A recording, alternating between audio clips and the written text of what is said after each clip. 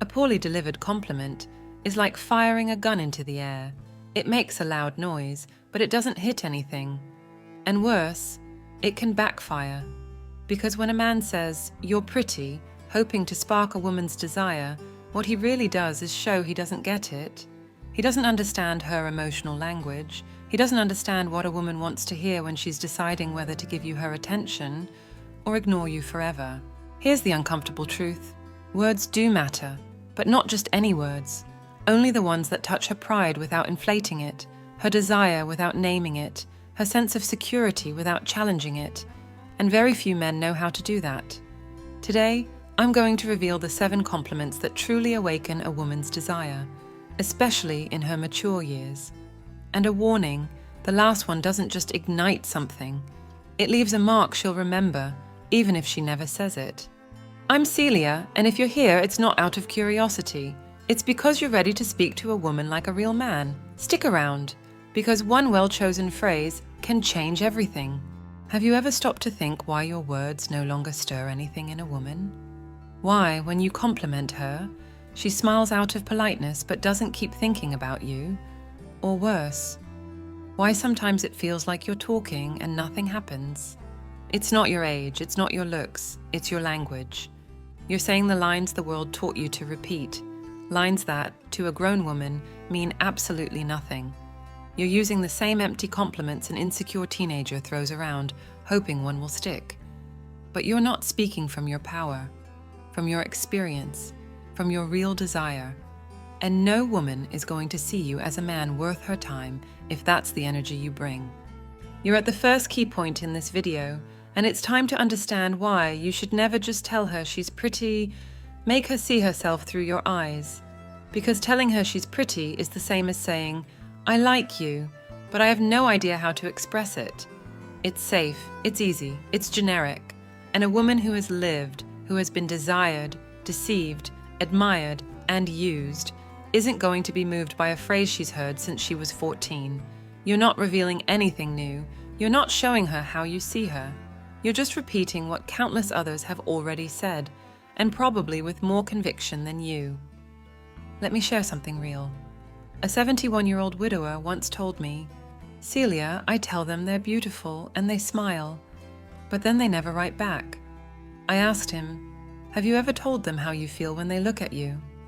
He went silent, because he never had, because no one ever taught him that a true compliment isn't about how she looks.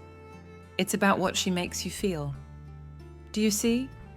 A woman might appreciate hearing, "You look lovely," but if you say, "There's something in the way you look at me that completely disarms me, and I don't even know why," then she sees you differently, because you're not describing her. You're confessing something. You're revealing that there's a part of you that only wakes up when she's around.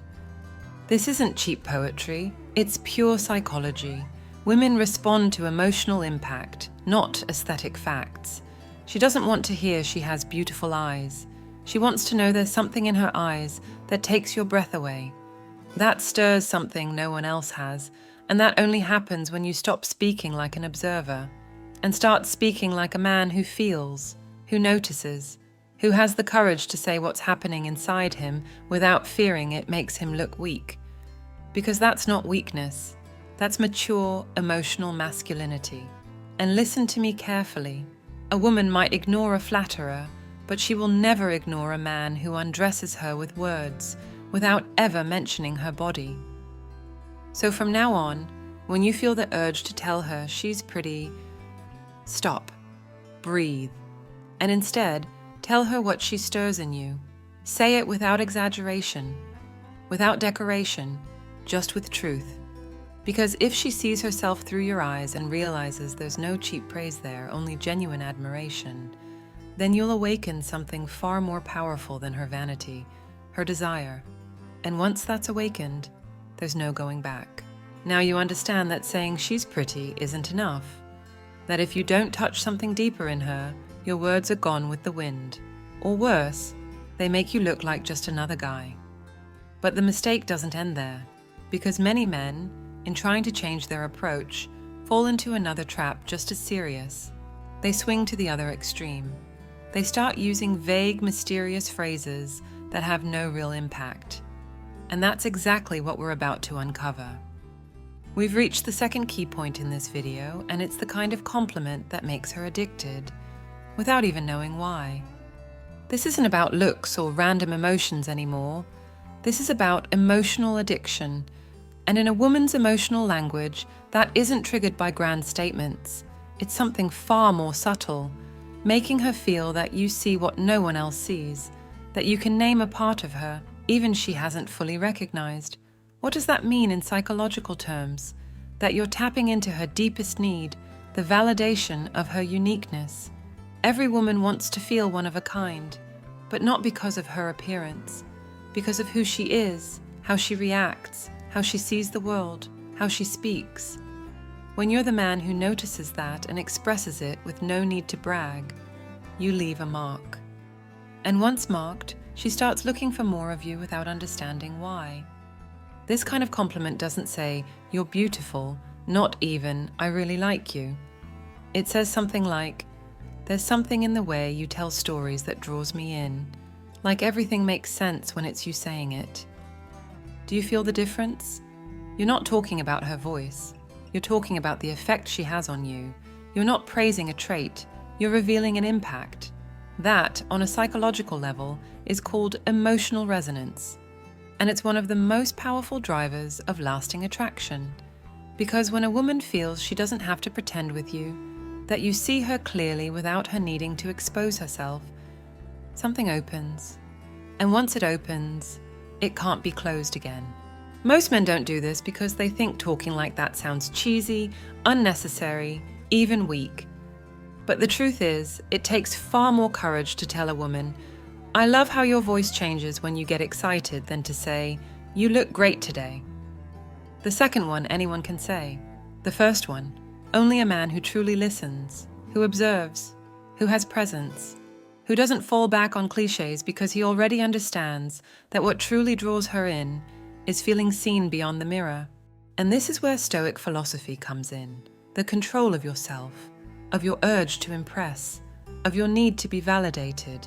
Because when you let go of that, you start speaking from a much more powerful place, the place of a man who doesn't need to seduce, because he already is seductive, in his presence, his words, his composure. She notices that. And that's why, even if she doesn't fully understand why, she keeps thinking about you after you're gone. Because you said something she can't forget, because you touched a part of her that had been asleep for a long time, and now wants more. So listen carefully. The compliment that truly makes her addicted isn't the one that flatters her. It's the one that reveals her. And if you learn to do that, if you become the man who can see the invisible and name it calmly, with purpose, then you're no longer competing with other men. Because she won't want to compare you. She'll want to understand why, with you, she feels something she's never felt before. And that is real power. After realizing that a powerful compliment doesn't describe, it reveals, we arrive at one of the most overlooked keys by mature men, the exact way to tell a woman she attracts you without sounding needy. Because while it's true that women are deeply moved when they feel truly seen, they also need to feel that your desire comes from strength, not from lack. There's a big difference between showing attraction and giving yourself away in exchange for the smallest reaction from her. And this is where most men go wrong. They don't know how to express desire without losing their dignity in the process. We've reached the third key point in this video, and this is where things really start to change. Because now we're touching on something delicate, how to communicate what she stirs in you without begging, without pushing, without putting yourself in the position of a man hoping to get something in return. The strategy is this: instead of talking about what you like about her, talk about the effect she has on you. But do it calmly, from a place of confidence. Not like someone who needs to be reciprocated, but like someone simply speaking his truth, with composure. That's the difference between a man who seduces and one who pleads. For example, don't say, "You drive me crazy." That sounds immature, out of control, and it sends anxiety her way. Instead, say something like, "When you're near, Everything in me sharpens, like my body remembers there are still things worth noticing. See the difference? You're still talking about her, but from within you, from your center. You're not telling her you need her. You're showing that she sparks a reaction in you. And that's far more powerful because it makes her think. She doesn't fully understand why, but she senses that your desire isn't desperation, it's a choice. And for a woman, that's irresistible. What makes this strategy so powerful is that it shatters the image of the man seeking approval. When you speak this way, you're not chasing her. You're simply recognizing what she awakens in you and leaving it at that, like a subtle invitation, like an echo, and that disarms her. Because what she's used to hearing, what she's heard all her life, are empty, desperate, or crude lines. But when you speak with that mix of calm and tension, something in her unconscious switches on. She starts to see you as a complete man, not one chasing her, but one who knows exactly what he feels and isn't afraid to show it without losing himself. Picture this, you're having dinner. She's sitting across from you, talking about something light. Instead of giving a typical compliment, you just look at her, calm and steady, and say, "It's funny, with you, even the simple conversations feel different." You didn't say anything explicit, but you said everything. And if that woman has any emotional depth, she'll remember that phrase for days. Because it wasn't obvious, it was elegant, it was real, and most of all, it was masculine. That's how mature attraction is built, not with urgency, with precision. Before we continue, if what you've heard so far has helped you see things differently, subscribe to the channel and hit that like button. I'd love to know where in the world you're watching from. And if this message has resonated with you, drop a short but clear comment. I speak from my center, because there's more you need to hear. And trust me, the last one will be the most powerful of all. After learning how to express desire without sounding needy, you might think you've got it all figured out, that you now know how to speak to her, how to hint without begging, how to carry yourself with presence. But just when you feel like you're in control, you hit a trap that almost every mature man falls into without realizing it. It's quiet, seductive, even seemingly noble. And yet, it can completely destroy the respect a woman has for you. We've arrived at the fourth key point in this video, how to complement her intelligence without emasculating yourself in the process. Here's the mistake. You think that to show her you value her mind, you have to dim your own. That in order for her to feel seen as a thinking woman, you must become an obedient admirer. You start saying things like, "You're so wise. I'm impressed by everything you know. I always learn something from you." And without realizing it, you place yourself beneath her. Not in terms of respect, but in emotional hierarchy. A woman might appreciate those compliments, but deep down, she starts to see you as a student, not as a man. This pattern comes from a modern distortion that confuses respect with surrender. The belief that, in order to honor a woman's intelligence, a man must silence himself, shrink back, become almost invisible. But that's destructive, because instead of building connection, it creates imbalance. She doesn't want someone who applauds her every move. She wants someone who challenges her, who compliments her, who admires her, without losing his voice.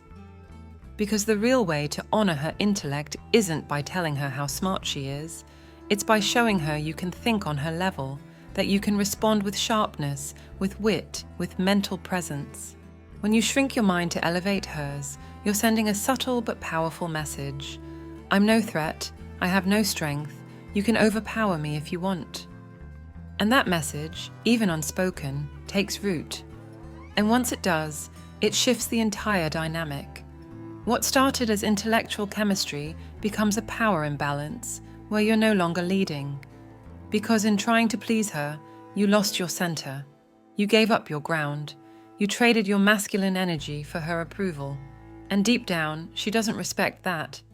She might keep talking to you, even flirting, but something inside her shuts down because attraction without polarity fades.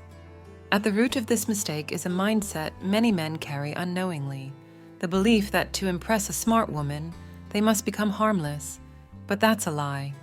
It's an excuse not to take a stand, not to risk disagreement, not to challenge her respectfully, not to play on the same level without lowering yourself. And the result is predictable. She sees you as someone who flatters, but not someone who ignites her, as someone who admires, but not someone who can hold his own. The solution isn't to stop complimenting her mind. It's to learn how to do it with strength. Don't say, "I love how much you know." Say, "I like how you think, because it makes me want to come back with something better." Don't say, "I always learn from you." Say, "With you, my mind doesn't rest, and I like that." Change the place you're speaking from, not as a student, but as an equal who feels challenged, stimulated, even provoked by her mind, but never diminished by it. Because only from that place will she truly hear you. And more than that, she'll want you. An intelligent woman doesn't want empty praise. She wants to feel she's with a man who thinks, who observes, who isn't intimidated by her intellect, but also doesn't submit to it. She wants to know she can talk to you about anything, and you'll still hold the frame, the rhythm, the tension. That, my friend, isn't achieved through obedience. It's achieved through masculine presence. And if you can do that, she won't just feel valued, she'll feel desired in a way she rarely has before. Because a woman who's turned on by the mind also surrenders to the one who knows how to challenge it. Without raising his voice, without begging, just with the right words, and a man who knows who he is. You've reached the 5th point in this video, and now we're entering a delicate zone where desire is no longer just an instinct, but an emotionally charged battlefield full of hidden traps. We're talking about the kind of compliment that disarms a cold woman, the type of woman who seems unshakable, unfazed by flattery, who responds with cool detachment, and if you don't know how to read her, you might think she feels nothing. But she does feel. She's just testing you, testing whether you have the emotional strength to stand in front of her armor without breaking in the process. The mistake here is clear. When a man encounters a cold woman, he reacts from insecurity. He either backs off, assuming he has no chance, or he pushes awkwardly, hoping for a quick reaction. And in both cases, he loses. Because that woman doesn't need convincing. She needs to be disarmed, not with pressure, with precision, not with urgency, with calm. And that only comes from a man who's lived enough not to fear silence. A man who doesn't need immediate results to feel validated. This is where most men fail, because they don't realize that her coldness is a shield, a defense built through years of disappointments, of empty words, of men who promised much and delivered little. If you come at her with the same pattern, you're just confirming her belief that all men are the same. But if you're able to say something unexpected, something that reaches that part of her that's still alive, everything changes. Don't say, "I like you." Say, "I don't know why, but there's something about you that gives me peace, even when you're trying to seem distant." That line, if spoken from your center, disarms her, because it sees her without accusing. It understands her without needing excuses. And for a woman who lives behind walls, that's almost an invitation to lower them. But be careful. If you do this from a place of need, she'll feel it. If you expect her to soften right away, you'll fail, because she won't react quickly. She won't give you the satisfaction of a smile. But if you say it from your center, with no expectations, just as a truth you share, then you plant a seed, a mental image of you that stays with her, and that image can grow if you know how to hold your ground, without begging, without disappearing, without pushing like a man starved for power. The mindset you need here isn't that of the impatient seducer, it's the mindset of the stoic man, the one who observes, who recognizes, who speaks, and lets go. Because in letting go, you show strength, and a cold woman respects strength more than any compliment. If you understand this, you can break the pattern that's kept you dependent on quick reactions. You can stop begging for attention and start building presence, not with tricks, with truth, with a gaze that doesn't flinch, with a line that doesn't beg, with silence that carries more weight than 1,000 poorly chosen words. If you're still expecting a cold woman to melt just because you're different, you're heading straight for frustration. because being different isn't enough. You have to be steady, present, unafraid of her lack of response. Because if she senses that you're not trying to knock her walls down, but to stay grounded in yourself, then real interest begins. And that's when you, without chasing or forcing, start to do what no one else has. Make her take off the mask and truly see you. And when that happens, you're no longer just another man. You're the first one who ever really saw her. And that, to a cold woman, is worth more than looks or youth, because you didn't win her over with force, but with presence. And that, my friend, she'll never forget. After learning how to disarm a cold woman with a well-placed phrase, you might think everything will now flow effortlessly. But there's a more delicate terrain still, one where words aren't enough. Because here, everything happens in what's unsaid, in what's implied, in what's felt without being named. We've reached the 6th point of this video, how to let her know she turns you on, without saying a single explicit word. Because if you don't know how to provoke without vulgarity, then you're not provoking, you're just making her uncomfortable. And if you can't hint without speaking, then you're not a man, you're a mimic of desire. Picture this. You're in an intimate setting, not necessarily alone. Maybe it's dinner, a gathering, a walk at sunset. She's talking, moving, smiling. You're watching her, not with hunger, but with a controlled flame. Not a word out of place, not a single direct comment, but your entire presence is saying what your mouth doesn't need to. Your silences carry weight, your gaze holds steady. And then she starts to feel it, that invisible magnetism only a mature, centered man can hold without letting it consume him. That kind of tension that's rare, and when it shows up, it leaves a mark. The problem is, most men can't handle that silence. They can't bear the discomfort. So they do the worst thing. They break it with a clumsy line, a forced innuendo, a crude joke. They think they're being spicy, and all they really do is break the spell. Because she, even if she doesn't say it, was expecting something higher, more elegant, more masculine, something that would let her feel desired without feeling invaded, something that would wrap around her without touching her. But you couldn't hold the moment, and you ruined it with words that didn't need to be said. What could have been intense becomes just another letdown. This happens when you haven't learned to manage your energy, when you still believe desire is expressed through talk about physical pleasure, instead of being held in your presence. Because the real power lies in the unspoken, in creating a tension so clear, so intense, that she feels like the moment could shift at any second, that everything hangs on a decision, a word, one more look. And when you can create that, you don't need anything else, because desire multiplies when it lives at the edge. And if you can stay there without breaking it, she won't want to walk away. Now, if you're still trapped in the role of the funny guy, the one who drops awkward hints, the one who tries to rush what can't be rushed, then you're wasting the one thing you can't afford to lose at this stage of your life, your presence. Youth can impress with looks, but you, if you know how to hold the moment with intelligence, with stillness, with grounded strength, can take her to a level of desire no younger man could ever reach. Because this isn't about age, it's about well-directed masculine energy, and that only comes from someone who has learned when not to speak and how to look with purpose. If you want a woman to think about you long after you've left, don't tell her what you'd do with her. Make her imagine it. And for that, you don't need dirty lines. You need control. You need to know how to linger at the edge without falling into urgency. Because if you can hold that line, then desire becomes inevitable. Not because you forced it, but because you awakened it. And that, my friend, is where true, mature seduction begins. Without words, just presence. After discovering that true desire is held in silence, and that a pause can be more powerful than any bold line, we now arrive at the most crucial moment of this journey. Because if you've made it this far, you already know the physical isn't what matters most. What ignites a woman isn't what you say, but how you say it. And more importantly, where it comes from.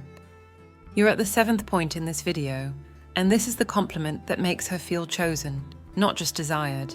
Most men confuse desire with value, They desire a woman and think that alone is enough to win her.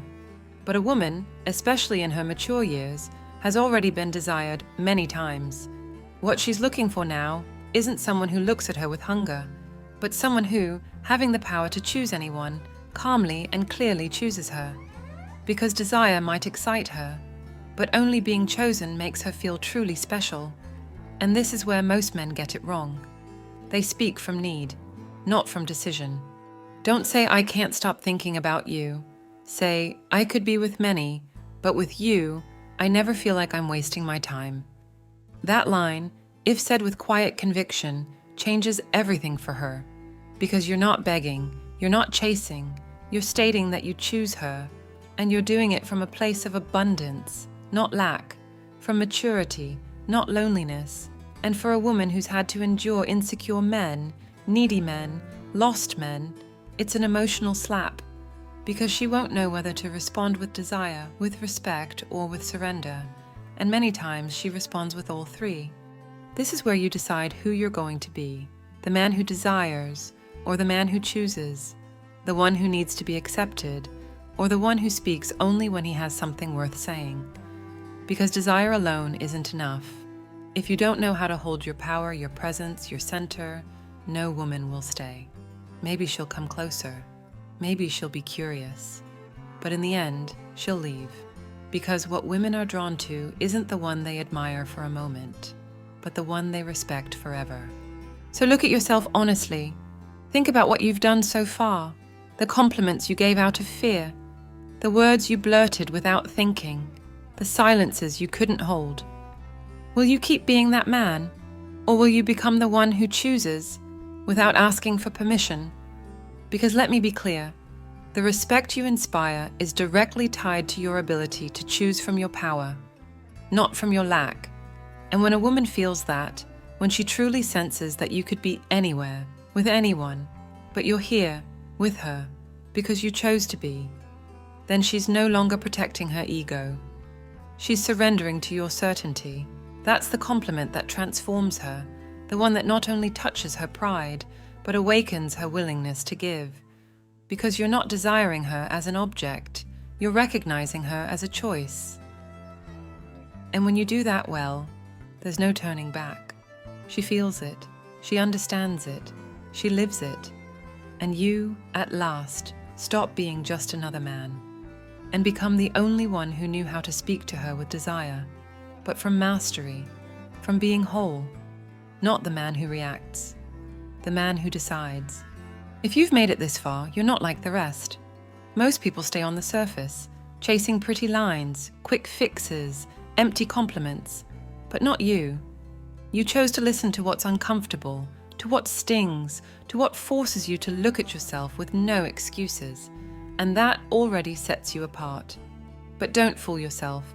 Understanding these truths is not enough.